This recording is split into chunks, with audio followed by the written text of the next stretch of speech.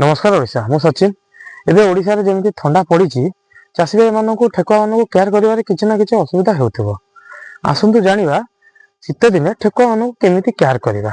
प्रथमे आपण फार्म चारि पाखरे टार्पोलिन किंबा पर्दा भलसे बांधी देबे जेमिति कि बाहर पवन भितर को न आसीबो। सेकेंड रे आपण फार्म रो फ्लोरिंग सुखा रखिबे आउ सप्ताह को थरे चून पकाइबे।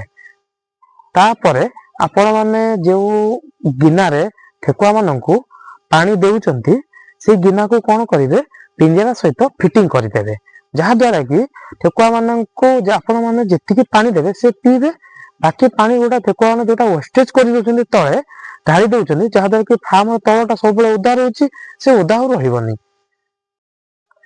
तापरे मुख्य असुविधा होची शीत दिन ठेकुआ मानकू खाइबा पई कोन दबा। आपण माने जेमिति दाना देउचंती सेमिति देई परिबे किछि असुविधा नै। ता सहित आपण माने सुखा चारा देई परिबे। आपण माने भाबते सुखा चारा कोन? सुखा चारा होची आपण माने जो घास देउचंती ठेकुआ मानकू खाइबा पई से घास को आपण माने खरा रे सुखेई करी आपण माने देई परिबे जहा द्वारा कि ठेकुआ मानकू सर्दी हेबो नै।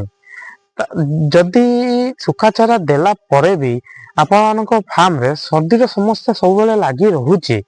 आपण माने आजिथाल पाउडर आसुची जोटा कि आपण 20 लिटर पानी रे गोटे चमच 20 दिन में थरे ठेकुआ मानक देई परिबे जहा द्वारा कि आपण फार्म रे सर्दी रे समस्या जो रहूची आउ हेबो नै। फार्म रे पर्दा लगे सारला परे भी जदि आपण फार्म रो टेम्परेचर 20 डिग्री रु तळे जाउची आपण माने 100 वाट बल्ब रो यूज करि परिबे।